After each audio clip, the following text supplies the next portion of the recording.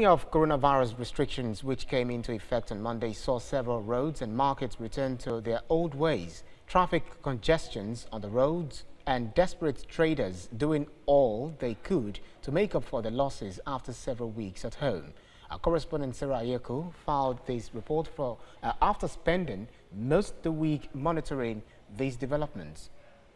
Nigeria, Africa's most populous country with more than 200 million people, is recording more coronavirus infections in the midst of a gradual easing of restrictions. During the first week of relaxing the measures alone, an additional 1,000 new cases have been confirmed, pushing the total number of infections closer to the 4,000 mark by weekend. With more than 90% of Nigerians living on daily wages, the lockdown had come at a very high economic cost. The president's remarks underlined his concern for the vast majority. But the other question remains as to whether the strategies employed so far have relieved citizens of the hardship where it aches the most. President Muhammadu Buhari had in late April acknowledged this challenge when he said in his address to the nation, no country can afford the full impact of a sustained lockdown while awaiting the development of vaccines or cures. 4th of May, the day the cities on lockdown looked forward to reopen eventually came. And with it, clear skies and the hopes of people looking to return to work. In Lagos, Ogun and the FCT, roads became filled with vehicles, and soon the typical gridlock that was commonplace before the lockdown returned. While mainland Lagos had its own fair share of the gridlock, the Lagos-Ogun border was also busy. It seemed the ban on interstate travel didn't quite apply. All through the week, there were no checks to ensure only those on essential duty were granted access. There was general movement of people freely entering Lagos. Whoever has come into Lagos at this time, when there is a general rule that people should not come in, we are returning the person.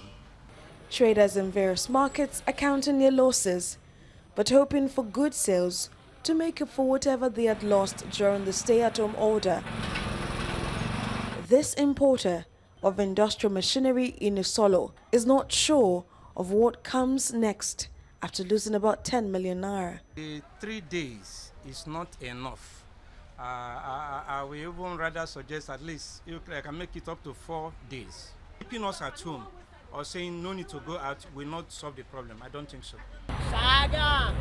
The ban on interstate travel appears hardly enforced, but the wearing of face masks, washing of hands, use of hand sanitizers, and social distancing rules may be what is left for citizens to lean on as they hope the virus is defeated soonest. Mutiu Aremu has worked here as a driver for about 20 years, regularly plying the Berger Mowe route.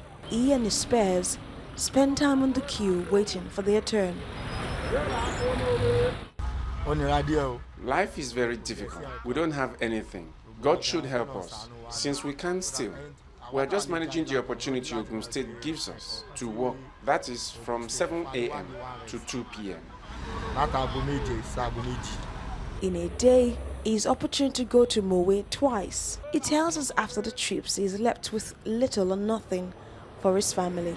We can only accommodate 2 passengers on a seat. The passengers bear the brunt. From the money gathered, we buy fuel and give the Agberos their share. We have nothing left. But if we carry 2 passengers on a seat and charge them 300 naira each, it is still the same loss. On a trip, we make 2,700. Agberos collect 500. Fuel, 1,200. How much is remaining? 800. From that money, we fix our buses, deliver to the owners of the vehicle, and cater for our family. Story is the same for all of them. No palliative to support their crippling business. I got to shut down for 400, so I will carry 2 passengers for 1 seat, so 1 for front. I just manage and wait I want eat. So I just the house, I don't see anything. So that's why I don't make I come out. Anything that will take down for me. The use of masks shows that residents in Lagos are aware of the coronavirus pandemic. It is also their way of telling the government that they will follow the strict guidelines being given at this time. But the worry lines on the faces of these residents may not ease up anytime soon, as there are fears of an extension of the lockdown. Sarah Ayeku, TVC News, Lagos.